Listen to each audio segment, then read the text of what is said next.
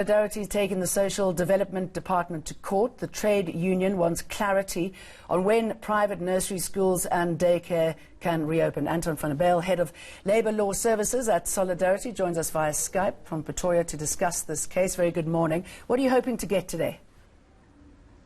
Morning, Jane.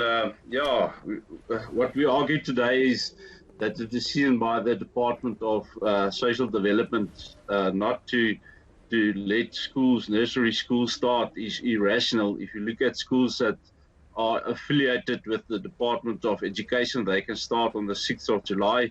We say that private schools must open on the 6th of July as well. Why do you think there is this discrepancy? Well, I think at the end of the day, the Department of Social Development doesn't want to make the hard decisions. They are waiting for the court to make the decision on their behalf. I don't know why there's such a discrepancy. I think it's rational, and at the end of the day, the schools must start. And, I mean, the sort of impact that this has had, I mean, it seems extraordinary that you can have restaurants open, casinos open, and not these daycare centres that have had months now to prepare. Yeah, precisely. What we say is if you can open and it's safe to open, then you must open. We look at an unemployment rate of 30% going to 50%. And at the end of the day, employers and employees must go back to work. And yeah, the economy must start up again and must continue. And, okay, can you give us a sense of how many people you're going to be talking on behalf of, how many are impacted in this private closure? No, there's a lot of private nursery schools. You look at approximately in South Africa 20 to 30,000.